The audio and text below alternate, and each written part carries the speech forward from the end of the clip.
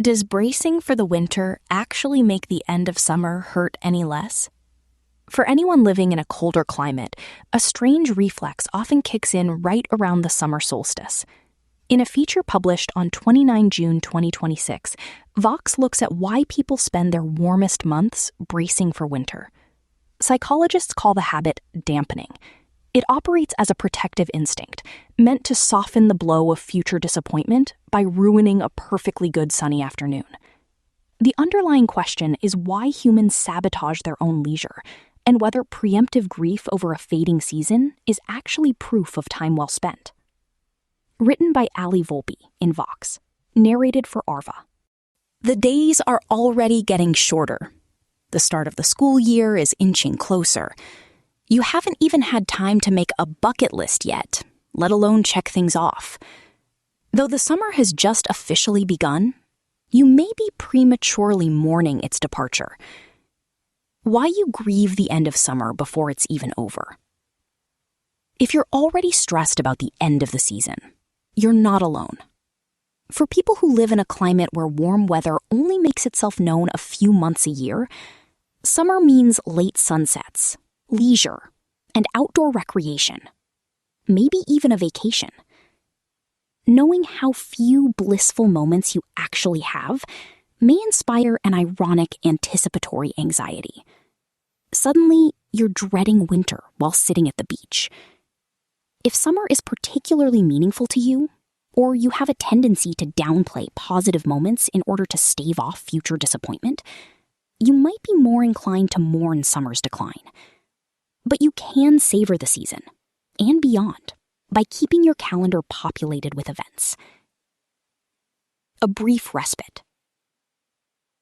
All of the hallmarks we've come to associate with summer, no school, a slowdown at work, family trips, are relatively modern. Prior to the 19th century, kids attended school during most of the summer, and only the wealthy took vacations during the warmer months. While labor unions fought for shorter work hours during the early 1900s, they largely ignored the issue of paid vacation time. Cindy S. Aaron writes in Working at Play, A History of Vacations in the United States. However, by 1930, many industrial workers were offered paid vacations by their employers. In the years following World War II, even more Americans had vacation time and were hungry for summer travel. Now, hordes of Americans flock to beaches, lakes, national parks, and public pools, send kids to camp, and road trip across the country from June through August. Workers, unofficially and officially, slack off on Fridays, or even the season on the whole. Given all of summer's relative pluses, though there are some minuses, namely the heat and humidity made worse by climate change, the thought of the inevitable conclusion can incite preemptive sorrow. Research has found that when people come to the end of a meaningful period of life, college, a job, your lease at your favorite apartment, and yes, even summer, they experience feelings of both happiness and sadness. The melancholy stems from the fact that a chapter is closing, researchers found. Because summer can be a meaningful time for a lot of people, you might see its impending termination as a reminder of the fleetingness of those uniquely summery events. In the context of an ending, it makes us sad because we're looking back at those good times and we're saying those good times are gone. Jeff Lorson, a professor of psychology and neuroscience at the University of Tennessee, Knoxville, tells Vox. The fear of enjoying something too much. The problem is that mourning the end of abundant sunshine well before Labor Day rolls around may hamper your ability to savor it in the first place. Downplaying positive moments by thinking they won't last or that we're undeserving of them, known as dampening, has been shown to reduce happiness and could distract you from making the most of summer while it's here. Dampening is a very human tendency.